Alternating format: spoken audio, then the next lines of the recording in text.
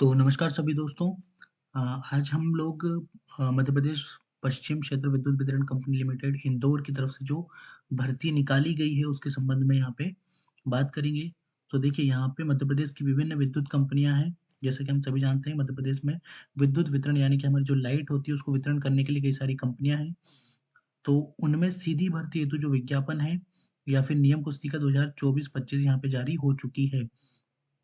तो कहाँ से ये जारी हुआ? तो ये जारी हुआ है हमारा ऊर्जा भवन जीपीएच परिसर पोलो ग्राउंड इंदौर से। तो इसके अंदर रहने वाली हमारी काफ़ी सारी भर्तियाँ तो कितनी कंपनी है मध्य प्रदेश की? देखिए मध्य प्रदेश की यहाँ पे विद्युत वितरण की 6 कंपनियाँ हैं। कौन-कौन सी है 6 कंपनियाँ हैं? मध्य प्रदेश पश्चिम विद्युत वितरण लिमिटेड कंपनी पावर ट्रांसमिशन है, उसके बाद एमपी पावर मैनेजमेंट है, पूर्व क्षेत्र मध्य प्रदेश है और पावर जनरेटिंग है, ठीक है? तो ये भी एक तरह से जीके का क्वेश्चन है कि मध्य प्रदेश के अंदर जो पावर सप्लाई होती है, वो कितनी कंपनियाँ करती हैं? तो मध्य प्रदेश के अंदर पावर सप्लाई 6 कंपनियाँ करती हैं। एक का मुख्यालय इंदौर है, जबलपुर है 4 का और 1 का भोपाल में है।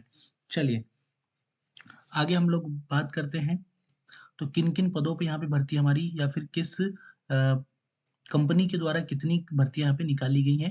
सबसे पहले आपको यहाँ पे एक चीज़ ध्यान रखनी पड़ेगी कि 87 पदों पे भर्तियाँ होंगी, यानी कि इसमें भी 13% ओबीसी के जो पद हैं वो होल्ड रखे आपके यहाँ पे जाएँगे। चलिए, तो मध्य प्रदेश पश्चिम क्षेत्र विद्युत वितरण कंपनी जो इंदौर है, उसने यहाँ पे टोटल 200 पदों पे भर्ती निकाली है और एमपी पावर मैनेजमेंट है, उसका यहाँ पे 4 है। उसके बाद चलिए तो जनरेटिंग का 25 है, उसके बाद मध्य क्षेत्र भोपाल का जो है यहाँ पे 204 यानी कि कुल हमारी जो है वो कितने 433 पदों पे यहाँ पे भर्ती निकली है और यदि इसका हम लोग ग्रैंड टोटल यहाँ पे अपना करते हैं, देखिए ये किस तरीके से है? तो ये आपका हो जाएगा ओपन भर्ती है, ठीक है? ओपन होगा यहाँ पे, उसके बाद यदि हम लोग पूरी टोटल ओवरऑल इस भर्ती की बात करें तो कितने पदों पे यहाँ पे हमारी भर्ती निकलेगी? तो लगभग हमारी जो टोटल पदों पे जो हमारी भर्ती है वो यहाँ पे मैं आपको इसके अकॉर्डिंग बता देता हूँ कि जो हमारी टोटल पद हैं उन पे कितनों पे भर्ती निकलने वाली है। तो देखिए यहाँ पे सीधा-सा जो फंडा है, भर्ती परीक्षा का कितने पदों पे निकली है, तो पद हैं हमारे यहाँ पे 2573। कितने पद हैं हमारे यहाँ पे? 2573। अब ये सारे जो पद हैं ये पोस्ट वाइज़, कैटेगरी वाइज़ अपने यहाँ पे बँटे हुए हैं। जैसे कि एससी, एसटी, ओबीसी हुआ, जनरल वाला हुआ, ईडब्ल्यूएस मैंने कोटा जो हुआ उसके अकॉर्डिंग यहाँ पे पूरे पद हमारे यहाँ पे बँटे हुए हैं। लेकिन 87% पदों पे ही आपकी जॉइनिंग होगी, 13% पद जो है रिज़र्वेशन की वजह से आपके होल्ड यहाँ पे रखे गए हैं। तो मैं जो कहने का मतलब है इसमें आपको टोटल जो बात मैं आपको बताऊँ, वो ये है कि यहाँ पे आप लोग जो सीपीसीटी वाले विद्यार्थी या फिर जो ऐसे हिंदी स्टेनो वाले जो विद्यार्थी हैं, उनके लिए भी यहाँ पे भर्ती निकली है और बहुत अच्छा मौका है उनके लिए यहाँ पे अच्छी-सी नौकरी लेने का। तो चलिए सबसे पहले हम लोग बात करते हैं कि हमारी सीपीसीटी के अकॉर्डिंग यदि हम लोग देखें तो कौन-सा वो पद है जो हमारी सीपीसीटी के अकॉर्डिंग हम यहाँ पे भर सकते हैं। चलिए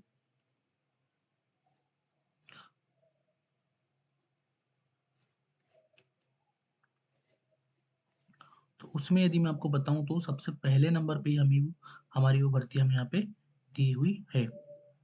चलिए, 1 नंबर पे हम लोग बात करते हैं यहीं पे, तो देखिए कार्यालय सहायक तृतीय श्रेणी, यानी कि हमारा जो जिसको हम लोग कहते हैं एजी 3 असिस्टेंट ग्रेड 3 जो है, उसकी भर्ती यहाँ पे हमारी निकली है। तो यहाँ पे देखिए इंदौर के अंदर उसमें कितने पदों पे भर्ती निकली है, तो वो निकली है हमारी यहाँ पे टोटल 328 पदों पे इंदौर में भर्ती निकली है।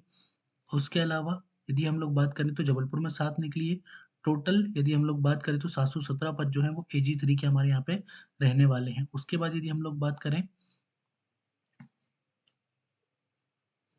तो लाइन परिचायक यानी कि जिसको हम लोग लाइनमैन जो कहते हैं, लाइनमैन के टोटल पद कितने हैं? 1196 पद हमारे यहाँ पे लाइनमैन के हैं। एजी 3 की हमने बात की थी तो 818 टोटल, लेकिन जो पोस्ट आपको ज्वाइनिंग मिलेगी वो 717 मिलेगी। आपको सबको पता है 13% जो पद है वो ओबीसी के होल्ड रखे जाएँगे लास्ट में, ठीक है? उसके बाद है सुरक्षा उप निरीक्षक प्रशिक्षु के 7 पद हैं। उसके बाद यदि हम लोग बात करें तो कनिष्ठ अभियंता यानी कि जो इंजीनियरिंग से निकलने वाले हैं वो 14 पद हैं टोटल। कनिष्ठ अभियंता संयंत्र के हैं, वो 3 पद हैं यहाँ पे।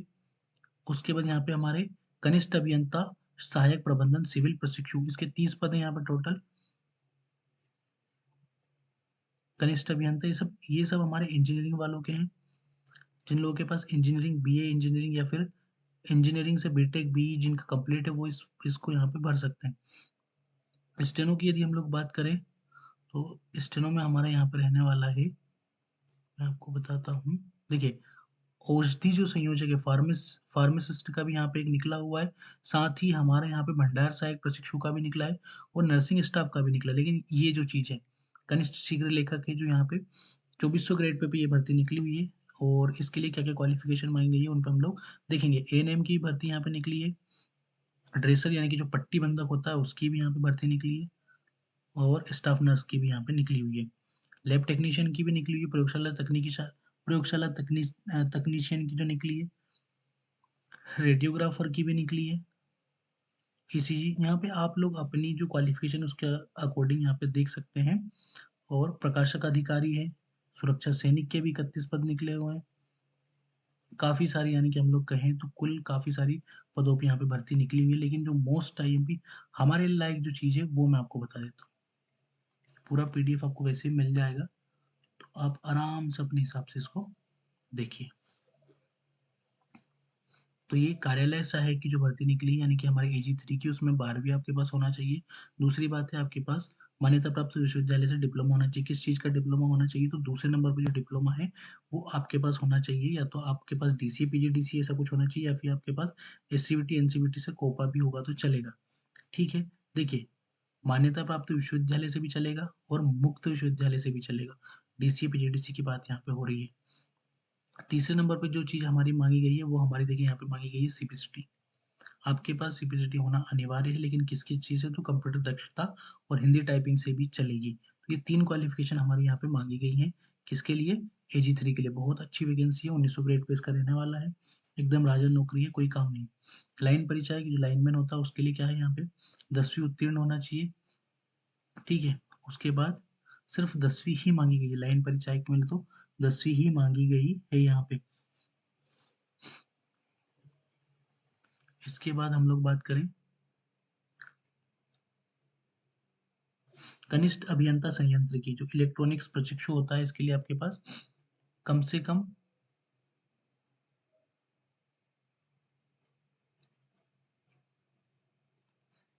देखिए, मैंने आपसे कहा था यहाँ पे इंजीनियरिंग के लिए मांगी गई थी, तो इंजीनियरिंग का आपके पास नियमित डिप्लोमा बी या फिर बीटेक या फिर एएमई आईई का डिग्री होना आपके पास जरूरी है। अभियंता जिस जिसके पीछे लिखा है तो समझ लीजिए वहां पे इंजीनियरिंग आपसे मांगी गई है।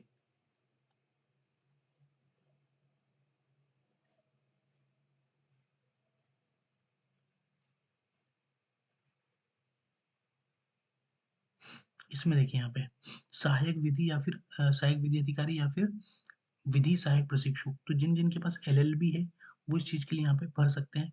प्रबंधक में आपके पास मैनेजमेंट के लिए एमबीए आपके पास होना चाहिए, तो आप यहाँ पे भर सकते हैं।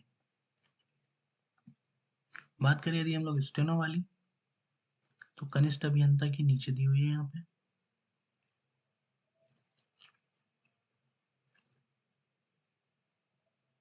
एक ये भी बढ़िया है, भंडारक सहायक प्रशिक्षु की, इसमें आपके पास 12वीं होना चाहिए, या फिर डीसीपीजीडीसीए कोपा होगा तो भी आपको यहाँ पे चलेगा। और सीपीसीटी आपकी हिंदी प्लस कंप्यूटर से यहाँ पे आपकी कंप्लीट होनी चाहिए। तो ये 2 भर्तियाँ हो गई। तीसरी की बात करें तो कनिष्ठ शीघ्र लेखक 12वीं होना आपके पास ज़रूरी है। डीसीए, पीजीडीसीए या फिर कोपा, तीनों में से कोई एक चलेगा। साथ ही आपके पास तीसरी चीज़ होनी चाहिए सीपीसीटी, और चौथी चीज़ होनी चाहिए आपके पास क्या? 80 वर्ड पर मिनट की गति से आपको उत्तीर्ण होना है, हिंदी या फिर इंग्लिश जो भी आपके पास हो उसमें से। एएनएम के पद यहाँ पे मांगे गए हैं, तो एएनएम में तो प्रशिक्षण अवधि प्रशिक्षण होगा। ये एएनएम की जिनके पास डिग्री है वो इसके लिए यहाँ पे भर सकते हैं। देखिए, एएनएम का क्या होता है कि पंजीयन होता है, पंजीयन जीवित होना अनिवार्य है उसके लिए। ड्रेसर की यदि हम लोग बात करें तो राज्य शासन अथवा भारत सरकार द्वारा 12वीं पास होना चाहिए, ठीक है। मान्यता प्राप्त चिकित्सालय संस्थान से ड्रेसर का 3 माह का प्रशिक्षण संबंधी आपके पास प्रमाण पत्र होना चाहिए। स्टाफ नर्स की बात करें तो 12वीं उत्तीर्ण होना चाहिए। ये जो नर्सिंग बीएससी नर्सिंग वगैरह का जो डिप्लोमा है आपके पास डिग्री होना चाहिए। लैब टेक्नीशियन की बात करें तो 12वीं उत्तीर्ण होना चाहिए, किसमें? जीव विज्ञान संख्या यानी बायो बायो से। उसके बाद मध्य प्रदेश सह चिकित्सा परिषद में जीवित पंजीयन होना आपका अनिवार्य है। तो ये सारी चीज़ें हैं आपकी, काफ़ी सारे पद यहाँ पे अग्निशामक के निकले हुए हैं। तो इसमें आपके पास सिर्फ हाई हाई स्कूल उत्तीर्ण होना चाहिए, और आपका 6 माह का जो डिप्लोमा होता है, किसका? अग्निशामक पाठ्यक्रम में 6 माह का डिप्लोमा होता है, वो आपके पास होना चाहिए, आग बुझाने वाला।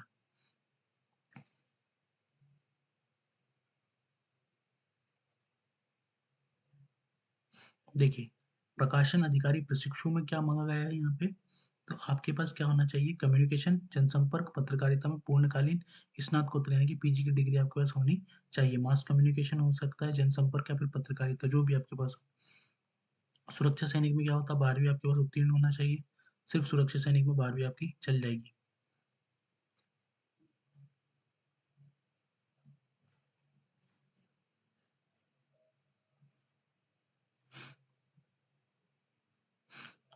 कल्याण सहायक प्रशिक्षु में आपके पास मान्यता प्राप्त विश्वविद्यालय से एमएसडब्ल्यू है ना, मास्टर इन सोशल वर्क आपके पास होना चाहिए और विश्वविद्यालय में स्नातक विधि से स्नातक की उपाधि हो तो भी चलेगा।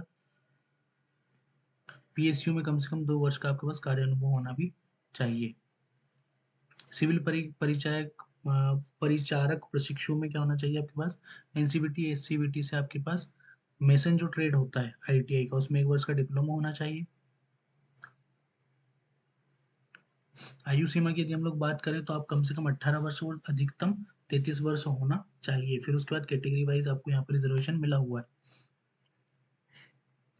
वही सब चीज़ें रखी हुई है कि मध्य प्रदेश का मूल निवासी होना चाहिए, है ना? ये सारी चीज़ें आपके पास होनी चाहिए। देखिए विक्रम पुरस्कार से सम्मानित व्यक्तियों को सामान्य प्रशासन विभाग के द्वारा 5 वर्ष की छूट जाएगी और उनको तो वैसे भी नौकरी मिली नहीं है। मिलना ही होता है विक्रम अवार्डी को तो। तो ये बहुत अच्छी वैकेंसी है यहाँ पे, आप लोग इसका फॉर्म भरिए, तैयारी करते रहिए, बहुत सिंपल सा पेपर आएगा लेकिन अगर आपके पास क्वालिफ़िकेशन नहीं है, तो इसकी क्वालिफ़िकेशन के लिए आप लोग अप्लाई कीजिए। अब बात उन लोगों की करें कि जो यदि हम जनवरी की सीपीसीटी देंगे तो हम लोग इस फॉर्म को फिल कर पाएँगे या नहीं? तो ये देखने वाली बात है कि जनवरी सीपीसीटी देने वाले विद्यार्थी इस फॉर्म को फिल कर पाएँगे या नहीं? तो इसके लिए जो आवेदन की जो प्रक्रिया है वो शुरू हमारी यहाँ पे हो चुकी है। तो आवेदन की यदि हम लोग बात करें यहाँ पे तो कब से इसके फॉर्म जो है डलना शुरू हो जाएँगे।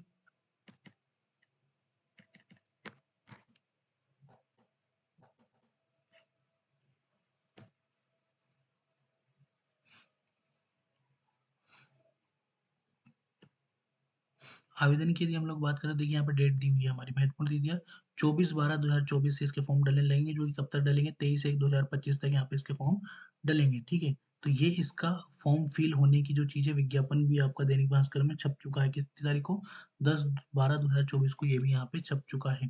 तो आपको बहुत ज़्यादा अब इंतजार की ज़रूरत नहीं है 24/12 से आपके फॉर्म जो है फिल होने यहाँ पे शुरू हो जाएंगे।